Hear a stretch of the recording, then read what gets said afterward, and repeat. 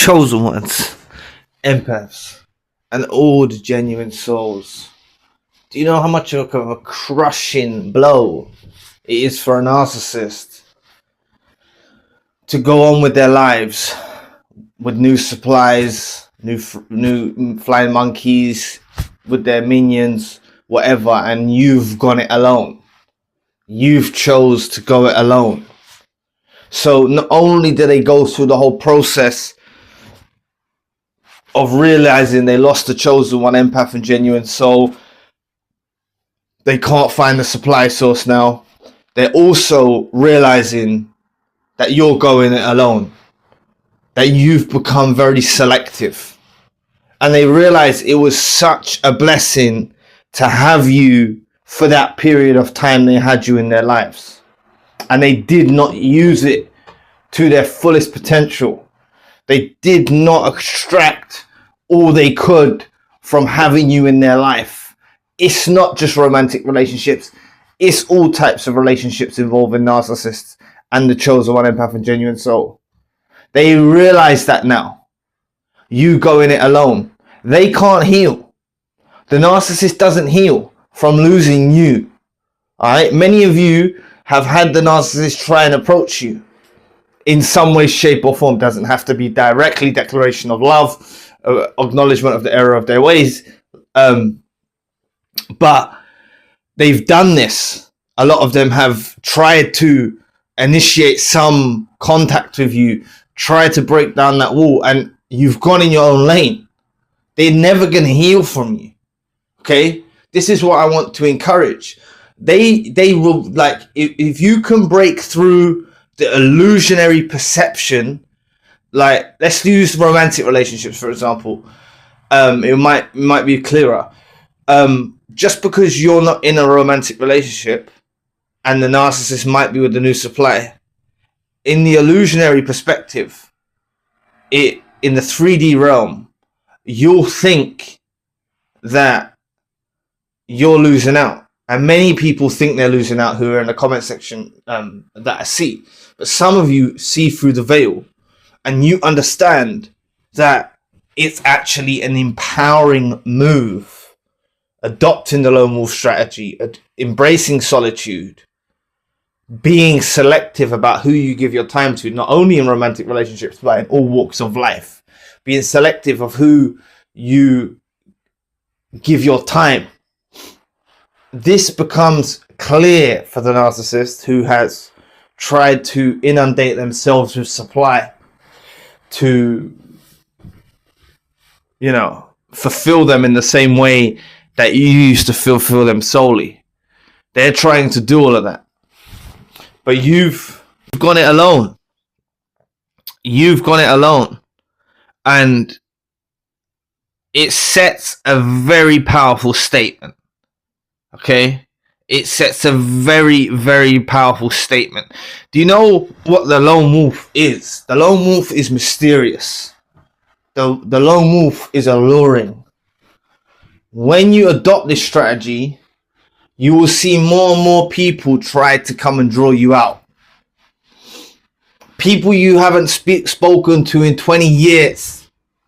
Okay, might be a friend, might be a family member, might be, you know, old relationship, whatever. They'll try and approach you. Okay? Because a lot of the times, before they make these attempts, which many of you have denied these attempts from the narcissist, and you've probably done it in other walks of your life with toxic individuals.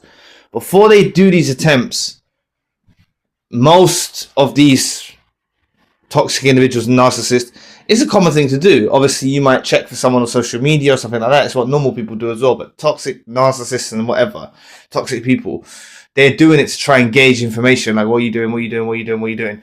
Maybe they can't find anything on social media of you. Maybe they can't find any friends that you used to speak to. They don't know what they're doing. And then they'll try and make some direct approach towards you. Okay? And you confuse them. You confuse them by you doing it alone. I'm not saying you're completely entirely alone. You might have some family or some friends, or sorry, you might have some people around you but you're realistically doing it alone. Okay, and like I say in this segment, I mean in this series, like, you will find your pack, God willing.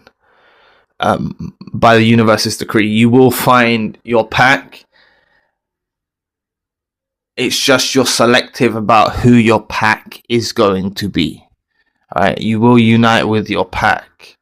It's just you've embraced. It's rare to find real. It's better to build on yourself and enhance yourself and then find the real. You've realized all this. The narcissist goes through endless relationships and friendships and whatever, and they lose themselves as well. They lose themselves through this. They don't heal. This is their strategy, trying to heal. This is their strategy. They think they're outpointing you. Like, they got a euphoric rush. Like, let's use the romantic relationship, for example. The narcissist got a euphoric rush when they posted the new supply or paraded down the street with the new supply, and it made you feel away for a moment, but you adopted the lone wolf strategy. You went about your thing, and then it's a statement like, you don't settle for less. They've settled for less. Like, this is what you need to, like, I know you see this. Many of you see this, all right? And you know what I'm talking about. Like, you've seen the downgrade. You've seen this. So understand that the mind can wander, okay? The mind can wander, and I want to try all of you to develop a knowing with your heart, okay? You can feel this in your heart. It's the discernment. It's the true sight. It's the true vision. Feel this in your heart. You know the truth. It's so clear. Let's take going back to school, for example, okay? If you were the person in school, not school, okay, say you avoided certain friends or relationships. You might have done this in your life. You might not have, but I just thought it might be a bit of a rubbish example. But if you kind of didn't settle for less, you always felt like you could do better, okay? Not that these people were less than you or anything like that, but you didn't see yourself being accompanied by them or anything like that. This is you being selected, and you might have been like this through your life, and that's why it's so annoying that you got duped by the narcissist, okay? You are very cautious about who you give your time to, who you used to, you know, you were very cautious. Like, for example, when I was younger, I remember I had a friend, and I had a friend when I was really young, and he kind of betrayed me when I was young, and it kind of taught me when I was young, like, about people's real intentions, okay? But it's developed over time, more and more through time, not to the comprehension I'm at now, okay? I was very young, but I remember trying to explain to another friend who was kind of creating a lot of attention around himself, unnecessary attention, and I said to him, like, you're better off rolling solo, okay? Like, don't roll solo, do your thing. And I was trying to advise him, because I saw already, like, by being, like, by having a lot of attention or being around the wrong people, it's not good for you, okay? So I was just telling him to roll solo, and he was just creating a lot of attention, talking a lot, of gossiping a lot and stuff like that. And all I'm saying is I did know this from a young age, all right? I've realized that a lot of people that I once called friends were nothing more than just associates. Okay? A lot of people are out here using you for their advantage. They're opportunists. And I realized that, okay? Like, it took a lot of time, like, reoccurring lessons. Like, I knew it. Like, I was always doing my own thing anyway. Like, they were just there.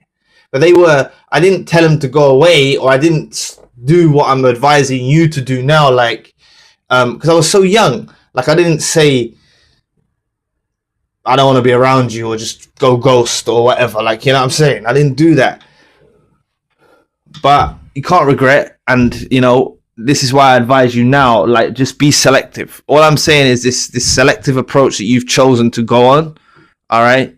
This selective approach, not giving your time, it sets a powerful statement to whoever's around. I touched on them. I think I got sidetracked. I hope you're still here. You become more mysterious. You become more alluring. People don't know what you're doing. People don't know what's about. And that's why oftentimes when you choose this strategy, the very people that you have close to you, maybe a family member, maybe a friend, will be the one that gossips your business. Okay, because you might have someone you confide in, they'll be the one that gossips your business, but it's just what people do. So all I'm saying is the narcissist isn't going to heal from losing you because they chose to not self-reflect. They chose not to take the lone wolf strategy. They'll fade out with a lone wolf strategy anyway, but I think they would actually probably do a lot better if they actually learned to be by themselves, but they settle for less. They settle for dusty company. And they're always going to feel like they lost you, okay? So if any of you have watched this video and you haven't actually had a direct Hoover or something like that, or them trying to, you know, someone from 20 years ago coming to try and contact you or something like that, these things will happen by you taking the lone wolf strategy, okay? People become very, you know, what's the word I'm looking for? They become very intrigued to find out what's going on with you. God, that took a while to get.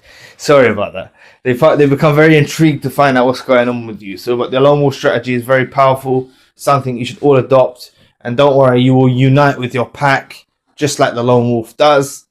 Unites with his pack at the right time. So anyway, thanks for listening today. I really appreciate the support. Please book a session if you'd like to. You may donate or support to the channel if you want to. Check out the spiritual channel for more content. My podcast is now on Spotify.